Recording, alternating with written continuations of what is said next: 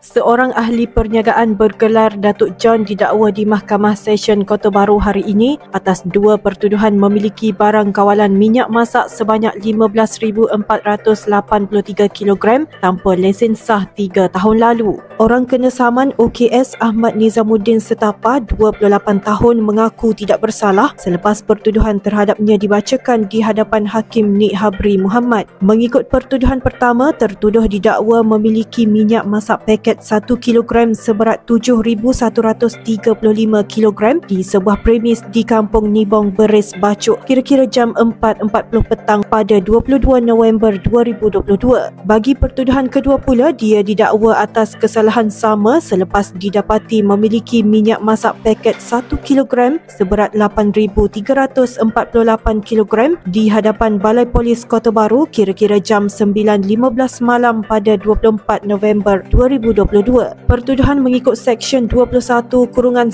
Akta Kawalan Bekalan 1961 yang boleh dihukum mengikut Seksyen 22-1 yang memperuntukkan hukuman denda maksimum RM1 juta atau penjara sehingga 3 tahun atau kedua-duanya sekali. Pendakwaan dikendalikan Timbalan Pendakwa Raya Kementerian Perdagangan Dalam Negeri dan Kos Sara Hidup Siti Ida Bayu Subhan bersama Pegawai Pendakwa Muhammadi Iman Masjuri, manakala OKS diwakili Peguam Said Muhammad Syafiq Said Abu Bakar. Mahkamah kemudian membenarkan jaminan sebanyak RM15,000 dan sebutan semula kes pada 29 Oktober ini bagi serahan dokumen.